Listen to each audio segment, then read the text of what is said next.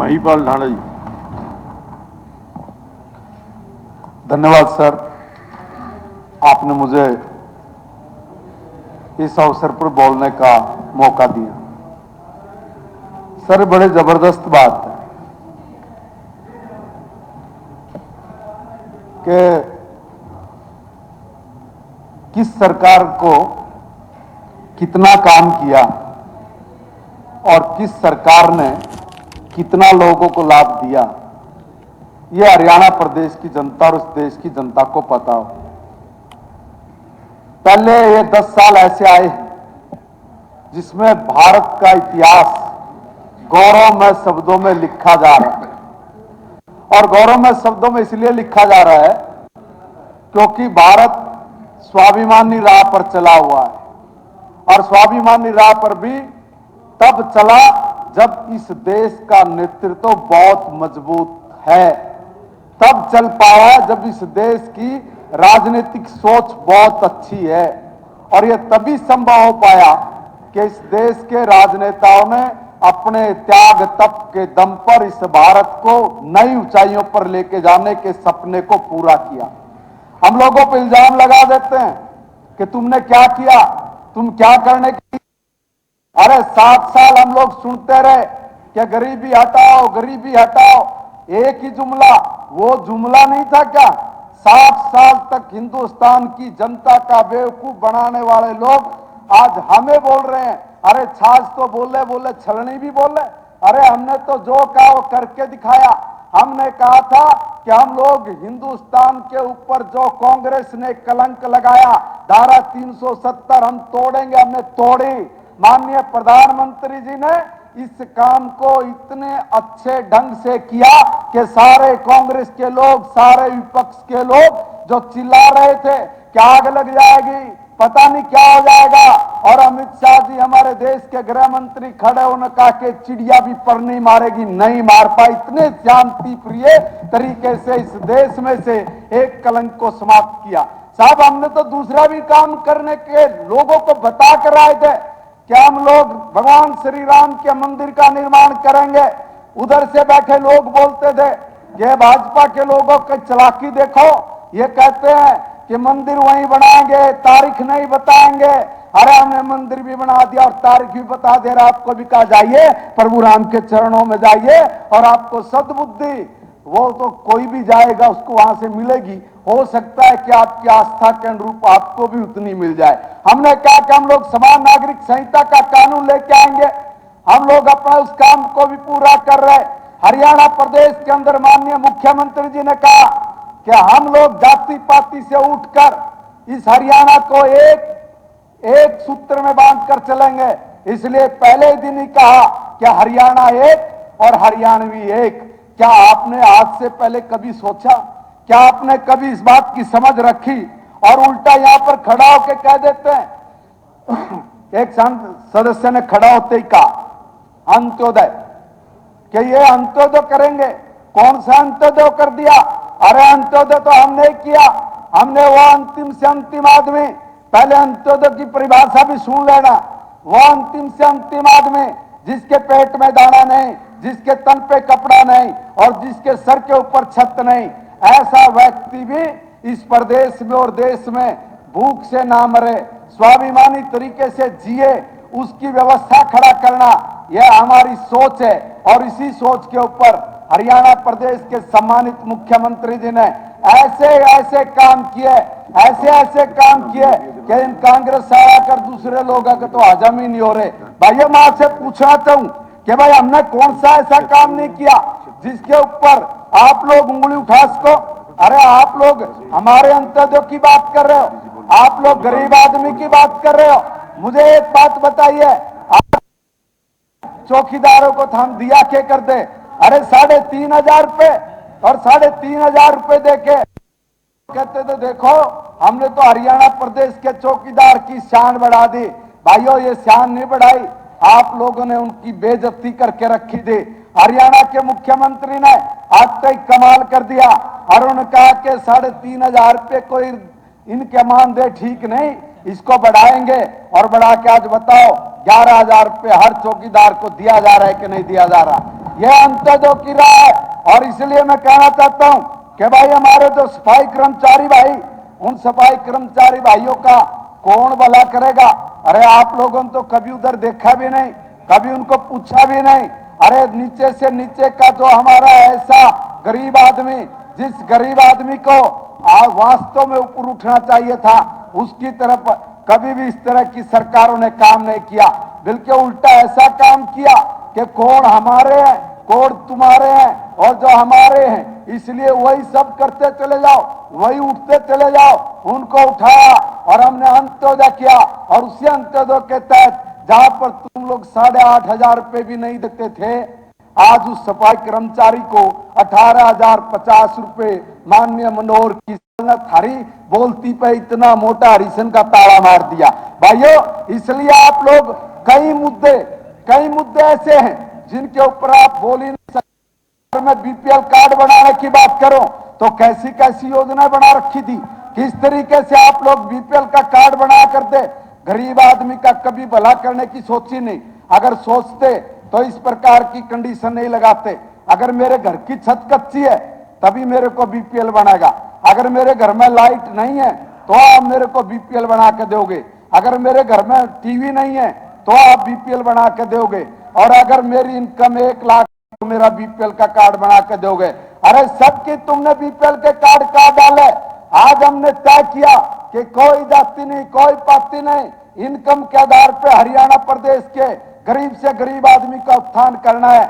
इसलिए तय किया कि 1,80,000 रुपए से जिसकी भी कम इनकम है उसको तमाम सुविधाओं के साथ एक क्लिक में जोड़ देंगे।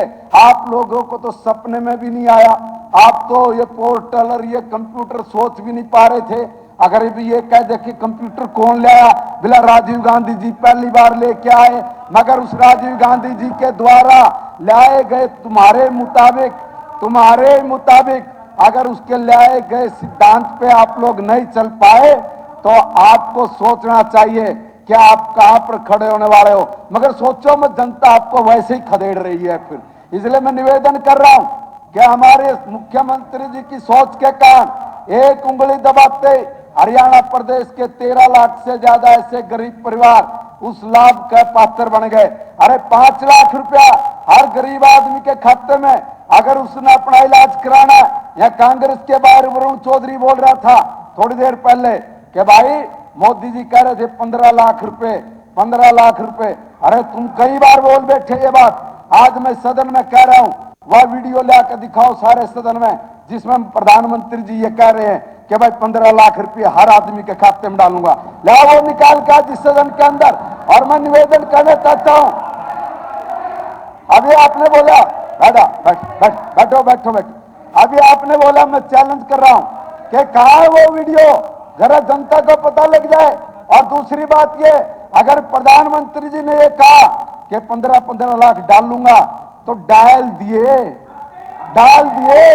और हर साल डालते हैं 5-5 लाख रुपए, 5 लाख रुपए हर गरीब आदमी को आयुष्मान भारत का कार्ड बना के दे दिया। बताओ 5 लाख रुपए उसके खाते में जा रहे कि नहीं जा रहे? और हर बार जा रहे हैं, और हर बार नहीं जा रहे। हरियाणा प्रदेश में तो और बड़ा चमत्कार कर दिया सर, स्पीकर सर, इतना बड़ा चमत्कार कि वो इनका हजम नहीं हो रहा। और वो चमत्कार ये कि प्रधानमंत्री जी के राह पे चलते हुए माननीय मुख्यमंत्री जी ने चिरायु हरियाणा बना दी। और जब वो चिरायु हरियाणा बनी तो जो लोग यहाँ पर पिछड़े की बात करते थे, दलित की बात करते थे, अगड़े की बात करते थे, जाति पाति के नाम पर बॉन्डर खड़ा करके अपनी राजनीतिक रोटियां सेकते थे, आज वो सारी की सारी उनकी दुकानें बंद हो गई। क्योंकि हर आदमी को जिसको भी इनकम 1,80,000 रुपए से कम है उसके लिए तमाम ऐसी लाभकारी और कल्याणकारी योजनाओं को सीधा जोड़ दिया कि अब उसको किसी के पास नहीं जाना। मेरे को अच्छे से ध्यान में साहब, हमारे गांव में एक छोरी की शादी थी हरिजन परिवार की बेचारी की, और जब ये कांग्रेस की सरकार थी 21,000 रुपए देते थे कन्यादान। उसके काम के लिए 50 बार चक्कर काटे, एक दलाल पकड़ लिया उन्होंने, हमारी चाचियर ने, और पकड़ का दलाल उसको ले देकर वो काम निपटाया है। आज मैं उस बात को देख के सोच के कहता हूं कि आज 21,000 रुपए नहीं, आज हम लोग उस गरीब की बेटी को मुख्यमंत्री जी 71,000 रुपए दे रहे हैं, और ये भी कह रहे हैं 71,000 दे रहे हैं। आप एक भी फार्म ले आओ, और जैसे ही शादी रजिस्ट्रेशन होता है, एक सप्ताह के अंदर अंदर उस बेटी के खाते में उसके नाम से 71,000 रुपए चले जाते हैं। अरे आप लोगों ने तो कभी भी ऐसे जो ऊपर की जो हमारी कुछ ऐसी कास्ट है जिसको उसका लाभ नहीं मिलता था, मुख्यमंत्री जी ने तय किया, चाहे वो किसी भी जाति बिरादरी की बेटी हो, अगर उसके विधवा है, अगर उसकी बेटी की शादी है, 51,000 देंगे। और अगर कोई 1,80,000 से किसी भी समाज का व्यक्ति है तो उसको हम लोग 31,000 रुपया देंगे। भाइयों, इतनी साफ सुथरी, इतने अच्छे तरीके से काम करने वाली सरकार, और उसमें कमी ढूंढने के लिए चलते हैं। तो अभी थोड़ी देर पहले आदरणीय कादियान साहब जब कल माननीय राज्यपाल जी के भाषण के ऊपर बोल के बैठे थे, तब वो बोल रहे थे कि इसमें कुछ नहीं है, खोदा पार निकली चुआ। अब उन्होंने ये कहा था, मैं उनको कह रहा हूं कि जब तुम लोग बोलते हो, बोलने के लिए तुम्हारे पास कुछ नहीं, अनर्गल बयानबाजी करना, इतने बदमाश है स्पीकर सर ये नेता। पता क्या, एक आदमी जाएगा गुहाना में मैं शब्द वापिस लेता, मैंने शब्द वापिस ले लिया भाई, शब्द वापिस ले लिया। बैठ जाओ, बोल दिया सर, बोल दिया मैंने, वापिस ले लिया शब्द, बोल दिया। वो सर, अरे भाई होगी बात, मैंने ले लिया शब्द वापिस, बैठ जाओ। अब बैठ जा भाई, बैठ जा। माननीय सदस्य का माननीय, अरे सुनो जी,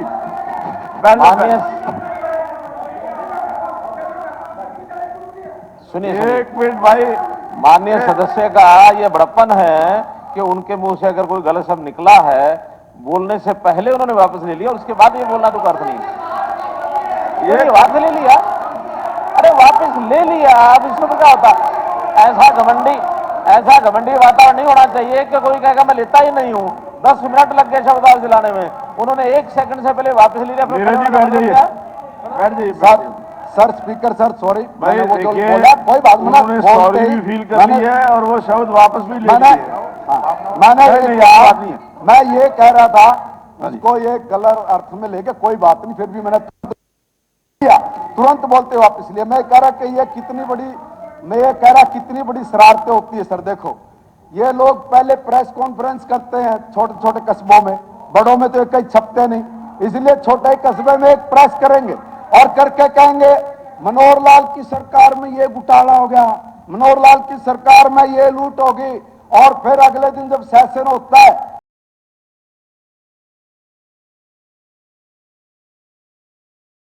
कि ये देखो अखबार बोलता है। सर, ये इस तरह की शरारत करने वाले लोग हैं, इनके पास कोई मुद्दा नहीं, इनके पास कोई तर्क नहीं।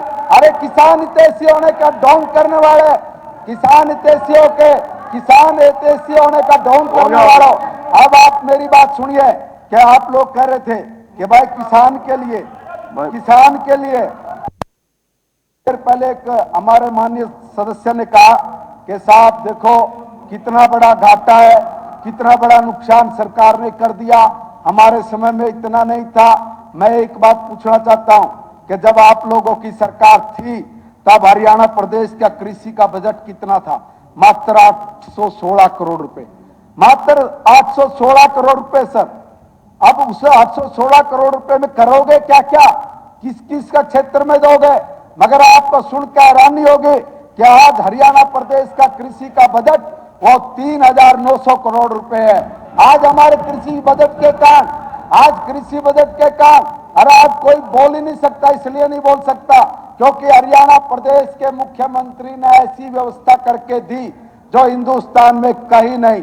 और उसका नतीजा ये कि आज अगर किसान अपनी फसल बेचता है, फसल बेचकर 72 घंटे के अंदर अंदर सीधे बैंक में उसके खाते में पैसे चले जाते हैं, कहीं बीच में कोई गड़बड़ नहीं, कोई देरी नहीं, किसी तरह का भी कोई किसान को नुकसान नहीं।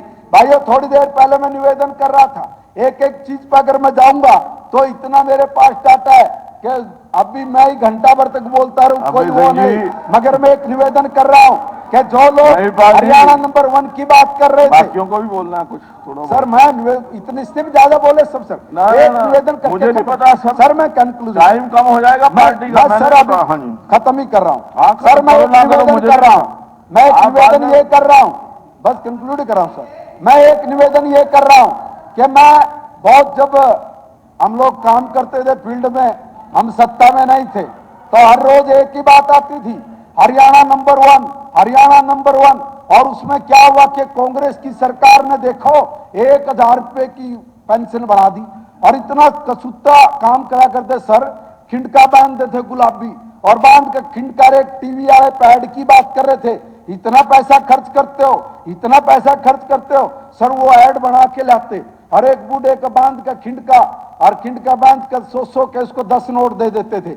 इतनी कसूती बदमाशी करा करते सर, 1, 2, 5, 7, 9, 10। और मैं दावे से कह रहा हूं सर, कई लोगों ने घोषणा की, वो 1000 रुपया भी हरियाणा प्रदेश की सरकार ने नहीं दिया। वो 1000 रुपया भी पहली बार माननीय मनोहर लाल की सरकार ने इस प्रदेश के बुजुर्ग तक पहुंचाई। भाइयों, इतनी बड़ी झूठ बोलने वाले लोग, इतने बड़े चालाकी के साथ बात करने वाले लोग, वो आदमी अब कहीं ज्यादा लंबे इसलिए नहीं चल सकते क्योंकि हरियाणा प्रदेश के लोग आप लोगों की सच्चाई को समझ गए। आपको पता है कि आप लोगों की उसी ऐड के कारण होता क्या था? अरे भैया, कॉलोनियां है, उन कॉलोनियों में आपने पीने का पानी दिया क्या? उन कॉलोनियों में आपने 10 साल में एक ईंट लगाई क्या? उन कॉलोनियों में पोल गाड़ा क्या? उन कॉलोनी के लोगों को आपकी तरफ से एक नोटिस जारी हुआ, और नोटिस ये जारी हुआ कि पानी का ट्यूबवेल मत मांगो, नहीं तो हम हमारी कॉलोनियों को गिरा देंगे। इस तरह का डीटीपी के हाथ में नोटिस देकर भेजे गरीब के हितैषियों में।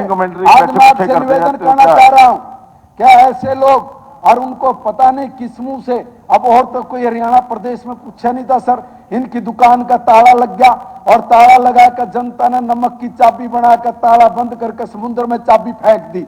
अब इनका कहीं कोई हिसाब किताब रहा नहीं। इनने सोचे बचा कैसे, तो बचा कैसे, उसके लिए इन्होंने एक आइडिया लगाया।